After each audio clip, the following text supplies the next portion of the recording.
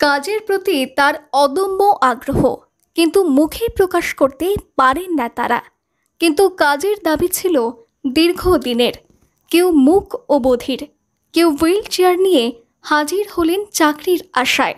যদিও তাদের মতো আরও অনেককে চাকরির সুযোগ দিতে বিশেষভাবে সক্ষমদের কর্মসংস্থানের লক্ষ্যে এবার হলো জব ফেয়ার। হ্যাঁ, এইরা আমাদের এই এমপ্লয়মেন্ট এক্সচেঞ্জ মানে কর্মবিনিয়োগ কেন্দ্র কান্দিতে এই জব ড্রাইভ চলছে।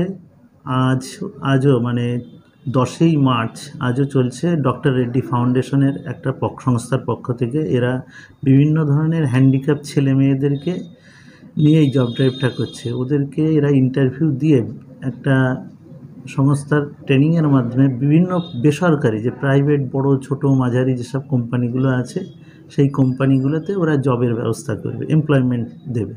বিভিন্ন পরিকাঠামো অপ্রতুল থাকায় সরকারি বেসরকারি সর্বত্র কর্মসংস্থান সংকুচিত হচ্ছে। ফলে হাজার হাজার বিশেষভাবে সক্ষমরা বছরের পর বছর এমপ্লয়মেন্ট এক্সচেঞ্জে নাম নথিভুক্ত করলেও ডাক পাচ্ছিলেন না বলেই অভিযোগ ছিল বিশেষভাবে সক্ষমদের। তবে এবার কর্ম বিনিয়োগ কেন্দ্রে বিশেষভাবে সক্ষম যুবক যুবতীদের জব ড্রাইভের মধ্যে দিয়ে মিলছে কাজের সুযোগ কান্দিতে। আমাদের কান্দি এদেরকে মোবিলাইজ করেছে। বিভিন্ন আমাদের যে এমপ্লয়মেন্ট ব্যাংক আছে তার মাধ্যমে এদেরকে জানানো হয়েছে যে আপনারা আসুন, এই রকম একটা সংস্থা আসছে, কোম্পানি আসছে, তারা ইন্টারভিউ নেবে, ইন্টারভিউর মাধ্যমে আপনাদেরকে সিলেক্ট করবে, সিলেক্ট করে ট্রেনিংয়ের মাধ্যমে দেওয়া হবে।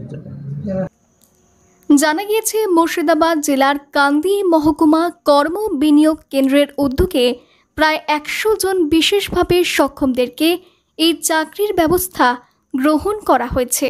নেওয়া হয়েছে ইন্টারভিউ প্রক্রিয়া। কর্ম বিনিয়োগ কেন্দ্রের ডেপুটি ডিরেক্টর সাবির আহমেদ জানান, বিভিন্ন ট্রেড বডি বা অ্যাসোসিয়েশনের সদস্যভুক্ত প্রতিষ্ঠানগুলো বিশেষভাবে সক্ষমদের চাকরি মেলায় অংশ নিচ্ছে। দেশে তথ্য প্রযুক্তি নিয়ে কাজ করা প্রতিষ্ঠানগুলো সাধারণত বিশেষভাবে সক্ষমদের চাকরির ব্যবস্থা করে থাকে। বর্তমান দিনে বিশেষভাবে সক্ষম তাদের কথা মাথায় রেখেই বেসরকারি উদ্যোগে এই চাকরির ব্যবস্থা গ্রহণ করা হয়েছে। প্রথমে মৌখিক পরীক্ষা, পরে ট্রেনিং দিয়ে পারদর্শী গড়ে তুলে দেওয়া হবে চাকরি।